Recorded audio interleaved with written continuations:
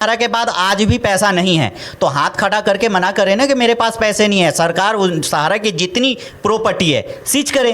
मेरा 37 लाख रुपए है, सहारा के पास अगर नहीं है तो सहारा का नोएडा के अंदर में सहारा प्रेस ऑफिस है। 37 लाख का ब्याज लगा के जो भी बनता है उतने रुपए मेरे पास डॉक्यूमेंट है, मैं कागज लेके पहुंच जाता हूं। वहां रीजन जोन ऑफिस है, कुछ नहीं करे, हमें पैसे भी नहीं चाहिए। जोन ऑफिस में 37 लाख रुपए का जितना प्रॉपर्टी बनता है उतना ही प्रॉपर्टी मेरे नाम से रजिस्ट्री कर दे। सहारा ने लिख करके भी सुने हैं कि ये इलाहाबाद हाई कोर्ट में ये लिख करके दिया सहारा के एजेंट हमारे एम्प्लॉय नहीं है। वो दिखाने का, खून चूसने का परिवार है। मुखिया ने खून चूसा है, उसी प्रकार से भारत सरकार 13 करोड़ जमा करता है, खून चूस रही है 14 महीने के अंदर। मार्च से आप जोड़ लीजिएगा।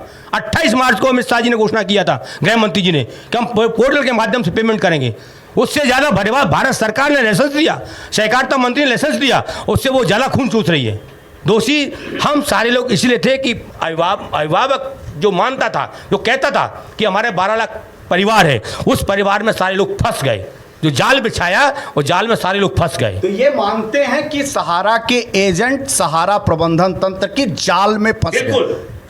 ये सारे एजेंट मानते हैं, बिल्कुल मानते हैं। ये निश्चित तौर पे कहीं ना कहीं सहारा के पीड़ित एजेंटों के साथ सहारा की कंपनी ने अन्याय किया।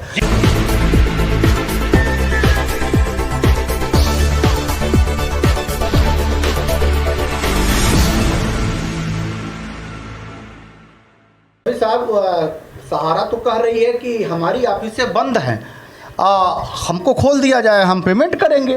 तो सर सरकार कहाँ ऑफिस बंद कर रखी है? जितने दिल्ली के अंदर में फ्रेंचाइजी ऑफिस है 90% बंद हो गया। और वो भी फ्रेंचाइजी ऑफिस कौन बंद हुआ? लॉकडाउन के अंदर में ब्रांच मैनेजरों ने इतना बेवकूफ़ बनाया, अपना पैसा करोड़ों रुपया निकाल लिया। जो वहाँ के सीनियर है, सीनियर को भनक तक नहीं लगा। नहीं, लेकिन 24,000 करोड़ रुपए, चूंकि मैं इस डिबेट को आगे बढ़ाना चाहता हूं, 24,000 करोड़ रुपए में से 5,000 करोड़ रुपए उन्होंने दे दिया सरकार को कि बांट दो 10,000 करोड़, 10,000 रुपए। बाकी पैसा सहारा ने भी जमा किया था सेबी में। अब सेबी कह रही है, ये सहारा कह रही है कि मेरे पास पैसे नहीं है, 24,000 करोड़ रुपए का जो पैसा है वो समेत हमको वापस कर दीजिए और हम पैसा बांटेंगे देश के निवेशकों का। और सहारा कह रही है कि सेबी कह रही है कि 58,000 करोड़ रुपए सूद ब्याज समेत हमको दे दीजिए, हमारे इतने दिन का। तो वो ब्याज लेना चाहती है, ऊपर से वो ब्याज ले, इसमें तो पिसता जा रहा है, जमा करता है। सर इसमें एकदम जमा करता पिस रहा है। अगर सहारा के पास पैसे नहीं हैं तो सहारा के जो डायरेक्टर अभी जो संभाल रहे हैं ओपी श्रीवास्तव जी, उन्होंने तो अपने बच्चों को इन्होंने भी साइड कर दिया। जैसे सहारा श्री जी ऊपर चले गए, अपने बच्चे को साइड कर दिया क्योंकि उसको सेटल कर दिया, उनको कोई टेंशन नहीं है सहारा से। अगर सहारा के बाद आज भी पैसा नहीं है तो हाथ खड़ा करके मना करे ना कि मेरे पास पैसे नहीं है। सरकार सहारा की जितनी प्रॉपर्टी है सीज करे। मेरा 37 लाख रुपए है, सहारा के पास अगर नहीं है तो सहारा का नोएडा के अंदर में सहारा प्रेस ऑफिस है। 37 लाख का ब्याज लगा के जो भी बनता है उतने रुपए मेरे पास डॉक्यूमेंट है, मैं कागज लेके पहुंच जाता हूं। वहां रीजन जोन ऑफिस है, कुछ नहीं करे, हमें पैसे भी नहीं चाहिए। जोन ऑफिस में 37 लाख रुपए का जितना प्रॉपर्टी बनता है उतना ही प्रॉपर्टी मेरे नाम से रजिस्ट्री कर दे। सिंपल सा तरीका नहीं है ना प्रॉपर्टी। तो जो प्रॉपर्टी आज उन्होंने हॉस्पिटल बेच दिया, मैक्स के पास गया, क्यों भाई? लेकिन यही मैक्स जो हॉस्पिटल है, जितने भी दिल्ली में बैठे हुए कार्यकर्ता हैं उन्हें नहीं पता होगा। यही कहा जाता था कि सहारा की हॉस्पिटल है, यहाँ सारी चीज़ फ्री हैं। हम लोगों को तब पता चला कि जब उस पर 90% 80% जो है लोन हो रखा है, एम्बार्गो भी लगा हुआ है, लोन भी हो रखा है, प्रॉपर्टी भी सेल आउट हो रहा है, कस्टमर को पेमेंट भी नहीं मिल रहा है, एजेंट से कलेक्शन भी करवाया गया लॉकडाउन में। Branch manager, sector manager, regional manager, zonal manager की बेटी की अगर शादी होती है तो उनके लिए संस्था जो है हेडक्वार्टर वो पेमेंट भेज दे रही है। लेकिन हमारे जैसे के घर में बहन बेटी की शादी है या बच्चों की फीस देना है तो उसके लिए पेमेंट नहीं, उसके लिए रूल है कि जब डिपार्टमेंट वहां से भेजेगा तब रूल है हम लोगों के लिए। लेकिन जो जोनल बैठा हुआ नोएडा में है उसकी अगर बेटी की शादी है तो 10, 20, 50 करोड़ रुपया उसके लिए तुरंत है। तो हम लोग कौन हैं जो 18 साल डिपार्टमेंट में दिया, आज सहारा की वजूद नहीं होती। हम लोगों ने काम किया। लेकिन सहारा तो आपको अपना साथ मतलब एक अंग मानती ही नहीं। सहारा ने लिख करके भी सुने हैं कि ये इलाहाबाद हाई कोर्ट में ये लिख करके दिया सहारा के एजेंट हमारे एम्प्लॉय नहीं है। एकदम ठीक है सर, अगर हम एम्प्लॉय नहीं हैं तो जाहिर सी बात है ना तो मेरा वहाँ कोड इशू हुआ होगा, ना मेरा कोई वहाँ आई कार्ड बना होगा, ना हमारा पीएफ एफएफ कटा होगा, ना हमारा जो कमीशन मिल रहा होगा उसका भाउचर छपा होगा। अगर हम कुछ नहीं है तो हमारे नाम का तो कंपनी के पास कुछ नहीं होना चाहिए। तो क्या आप सहारा कंपनी के आप जो कार्यकर्ता है जो एम्प्लॉय मानते हैं अपने आप? एकदम मानते हैं। अगर कार्यकर्ता नहीं होता तो आज जितने नीचे से ऊपर तक जो बैठे हुए व्यक्ति हैं, क्या उनका घर चल रहा होता? वो भी आज रोड पे होते। लेकिन आज भी बहुत सारे ऐसे अफसर हैं जो अपने आप को तानाशाह मान रखें कि हम नहीं देंगे। आज भी बहुत सारे ब्रांच में आज फंड भेज दे हमारे ऑफिस में पेमेंट तुरंत निकलेगा, लेकिन वही सहारा के अफसर कह रहा है कि नहीं सरकार ने लॉक कर रखा है। सरकार ने कहाँ लॉक कर रखा है भाई, बताओ ना। आज सहारा के जो अफसर हैं वो ये कह रहा है कलेक्शन क्यों लाए भाई, कलेक्शन जिसका टाइम पूरा हो गया उसको पैसे दो ना ब्याज लगा के। नहीं, सहारा तो ये कह रही है, सहारा तो ये कह रही है कि आप पैसा ले आइए, पेमेंट ले जाइए। तो सर दे ना, हम तो ले जाने के लिए तैयार हैं। सहारा करिए, आप व्यवसाय करिए और पेमेंट लेके जाइए। व्यवसाय कैसे करें? आप जिस कस्टमर का खाते का टाइम पूरा हो गया आप उसको पैसे नहीं दोगे, उसके घर में शादी है, ब्याह है, कोई मर रहा है, वो उस पैसे को यूज नहीं करेगा तो कहाँ से लाएं? यही बात तो सरकार से भी कोर्ट से भी सहारा कह रही है कि हमको हमारी लाइसेंस जो है बहाल कर दिए जाए, हमको काम करने दिए जाए, हम देश के निवेशकों का पैसा दे देंगे। दो बातें हो रही हैं कि इधर सहारा कह रही है कि हमारे वर्कर नहीं है, यही बात आप कह रहे हैं ना। मैं उसका नहीं कंपनी कह रही एफिडेविट लगा के सुप्रीम हाई कोर्ट में कही है, एफिडेविट लगा के हाई कोर्ट में सहारा के लोगों ने एफिडेविट लगाया कि हमारे राय जब जिंदा थे उनके द्वारा इलाहाबाद हाई कोर्ट में ये एफिडेविट लगाए गए थे कि ये हमारे कंपनी के एम्प्लॉय नहीं है। देखिए इस बात का हम प्रमाण उनको इसलिए देंगे कि जो 1995 से लेकर के जो लोगों ने लड़ा है 2017 तक टीडीएस काटा गया है, तो टीडीएस हमारी इनकम क्या थी, सारा इंडिया ने हमको पेमेंट किया, हमारा टीडीएस का उसका टैक्स हमने भारत सरकार को दिया, ये हमारे पास प्रमाण है, ये हम प्रमाण पेश करेंगे। लेकिन वो तो इस बात वो कब तक कहेगी? लेकिन वो तो इस बात को कह रही है ना सर, ये कंपनी ये बात कह रही है कि वो हमारे यहाँ कमीशन के एजेंट थे, तो उनको टीडीएस और उनको एफएफ उनको मुझे लगता है कि उनका कमीशन वो किस आधार पे वो आपके यहाँ मानक के रूप में दे रही थी आपको? तो वो कंपनी किस बेस पे कह रही है कि 12 लाख हमारे कर्मचारी हैं? प्रमाण साबित करें ना। नहीं कह रही, एजेंट नहीं कहा उन्होंने, परिवार के मेंबर हैं, परिवार के सदस्य हैं। देखिए दो बातों का फर्क है। सहारा इंडिया परिवार का यूज करता था। सहारा परिवार आखिरकार कौन? आखिरकार परिवार वो जिसको आपने आजीविका चलाने के लिए श्रमिक पारिश दिया, जिसके आपने 10% टीडीएस काटा, उन लोगों ने इनकम टैक्स रिटर्न करके जो लायबिलिटी बनी वो भारत सरकार को टैक्स के माध्यम से दिया, जो बनी वो वापस लिया। वो प्रमाण है, वो प्रमाण साबित किया जाएगा। जो फंड हमारा 10% काटा, जो लोग भूकंप में लोग बने थे, वो हमारे पैसे से पैसा 10 रुपए 20 रुपए 200 रुपए 500 रुपए काटा, वो प्रमाण है। आप उनके परिवार का अंग मानते हैं। सहारा प्रबंधन तंत्र के लोग जब आप ही के परिवार में हार्ट अटैक हो जाता है तो आपके घर पे नहीं जाते, ये कैसा परिवार? वो परिवार नहीं है, वो दिखाने का, खून चूसने का परिवार है। मुखिया ने खून चूसा है, उसी प्रकार से भारत सरकार 13 करोड़ जमा करता खून चूस रही है 14 महीने के अंदर। मार्च से आप जोड़ लीजिएगा, 28 मार्च को अमित शाह जी ने घोषणा किया था, गृह मंत्री जी ने, कि हम पोर्टल के माध्यम से पेमेंट करेंगे। उससे ज्यादा भारत सरकार ने लाइसेंस दिया, सहकारिता मंत्री ने लाइसेंस दिया, उससे वो ज्यादा खून चूस रही है नहीं गरीब जनता का। एक बात बताइए कि जिस सहारा प्रबंधन तंत्र ने आपसे 22 साल 32 साल 18 साल सेवाएं ली, आप उनसे डायरेक्ट पैसे मांगने की हिमाकत नहीं कर रहे हैं, और जो 5 साल 10 साल सत्ता में आई है उससे आप कह रहे हैं कि पहले पैसा दीजिए। आपने 12 साल सेवाएं दी तो आप सहारा प्रबंधन तंत्र से कितना मांगे? देखिए हमारा अधिकार बनता है कि हम अपने मुखिया अभिभावक से मांगे। हमने अपने अभिभावक से जो परिवार आपका कौन कौन? जो परिवार चलाता है, अभिभावक आपका कौन? सुब्रत राय, सपना राय, ओपी श्रीवास्तव। आपने 12-32 साल क्यों नहीं मांगा? क्यों? और जो 2012 से लेके 2024 के बीच में एक साथ 5 लाख लोग, 1 लाख लोग, 12 लाख कार्यकर्ता कहे जाते थे, सहारा के प्रबंधन तंत्र की ऑफिसों को क्यों नहीं घेरा?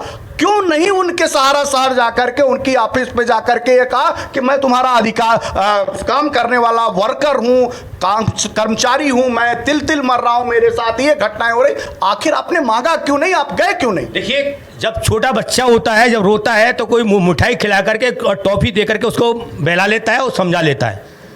उन्होंने वो काम सारा परिवार ने किया, लेकिन हम लोग 32 साल देने के बाद 58 साल की उम्र हो गई, लगभग 42 साल से लेके 60 साल आप टॉफी खाते हुए बच्चे हैं, दूध पीते हुए बच्चे हैं कि वो आपको आपके किए गए कार्यों का पैसा जो आप अपनी जमा पूंजी के लिए रखे थे, साथ ही साथ अपने निवेशकों का भी पैसा ले जाके वहीं लगा है, और आप ये कह रहे हैं कि टॉफी खा ले बलगरा ले गई। सहारा प्रबंधन तंत्र के चंद लोग मिलकर के 12 लाख कार्यकर्ताओं, उनके परिवार के लोग को बलगरा रहे। ये तो कहीं ना कहीं 12 लाख कार्यकर्ताओं की उदासीनता न कहलाती है?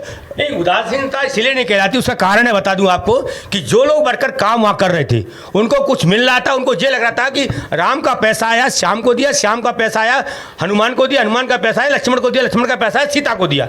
लेकिन बात क्या थी, सुनिए, एक बात सुनिए, पैसा जो आया तो उनको सारे 12 लाख लोगों को ये लग रहा था कि पेमेंट हो रहा है। जब पेमेंट 2016 से जब नोटबंदी हुई तो उन्होंने करोड़ों नोट पे पैसा लिया, दूसरे की एफडी को पैसा नोट में कन्वर्ट किया, दूसरे के नाम एफडी कर दी।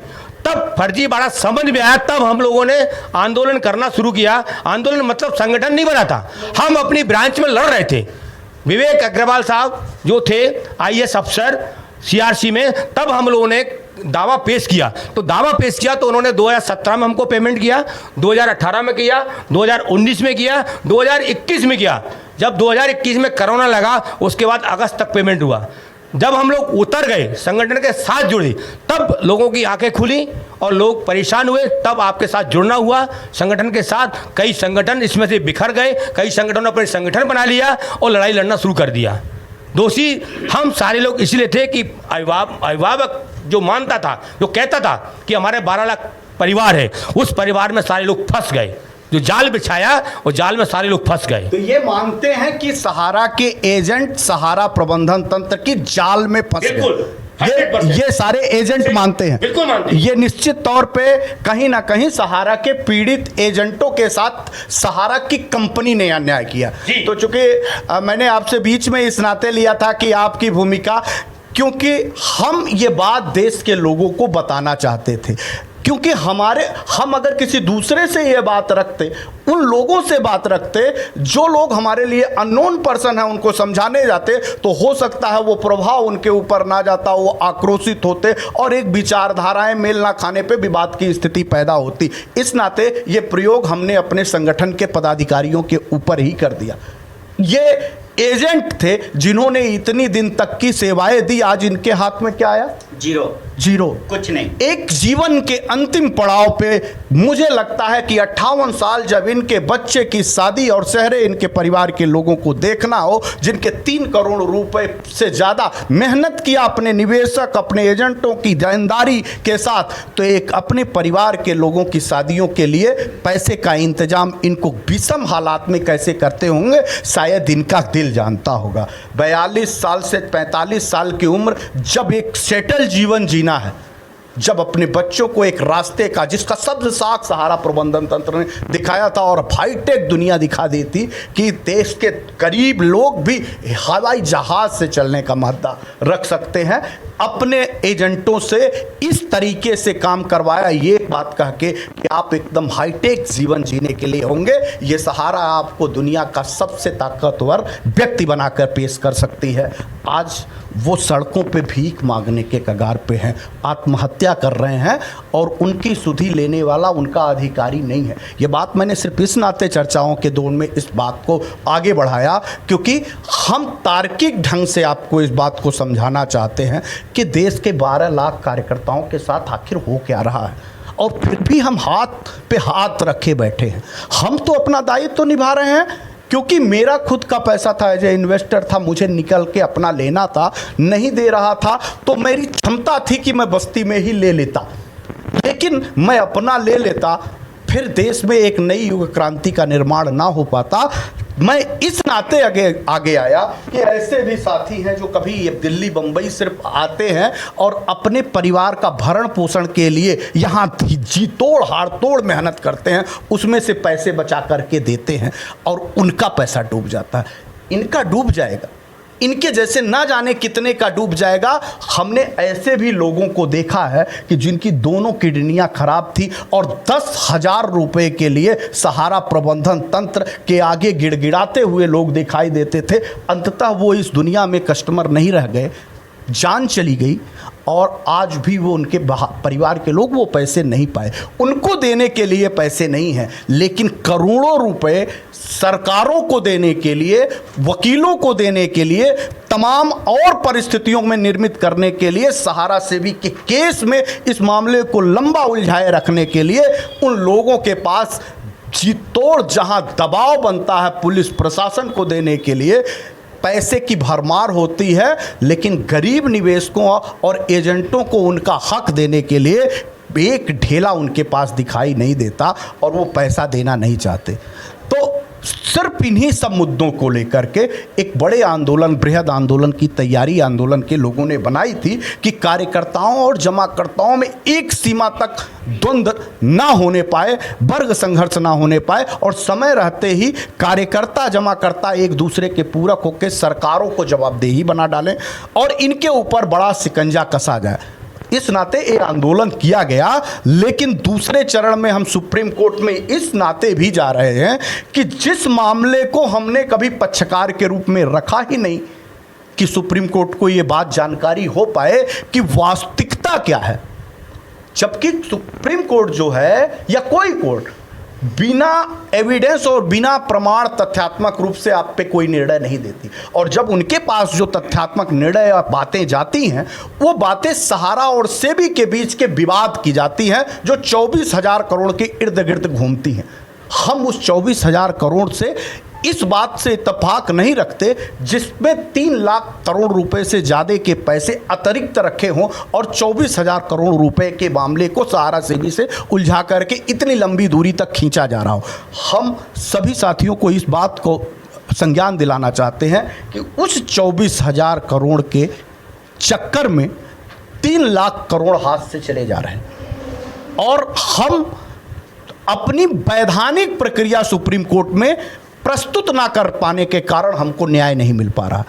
तो हमको वैधानिक प्रक्रिया के द्वारा जो तथ्यात्मक बात है जिसके नाते हम उलझे हैं, सेबी, सरकार और सहारा प्रबंधन तंत्र को उस संबंधित पीआईएल के पक्षकार के रूप में ऑल इंडिया जन आंदोलन संघर्ष न्याय मोर्चा के सामने आकर के जवाब देना पड़े कि बताओ देश के निवेशकों का पैसा क्यों नहीं दे रहे हो। इनका तथ्य ये है और तुमको सम्मन दिया जाता है कि तीनों पक्ष आकर के इसका जवाब दे, तब तक इस मामले का निपटारा नहीं हो पाएगा।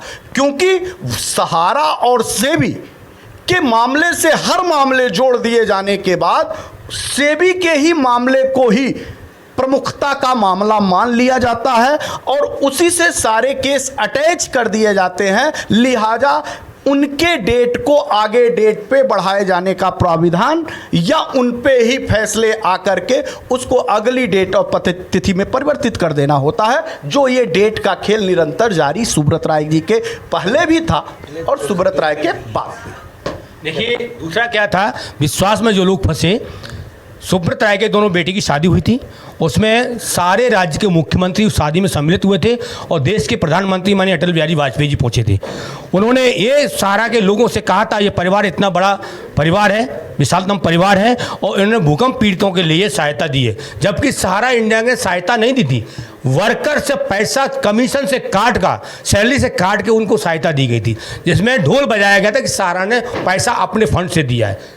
इसीलिए सारे लोग विश्वास में आए और सारा इंडिया में काम किया। सारी गलती है तो राज्य सरकार और केंद्र सरकार ने उनको संरक्षण दिया है। उस संरक्षण के कारण 13 करोड़ जमा करता और 12 लाख कार्यकर्ता उस जाल में फंस गए।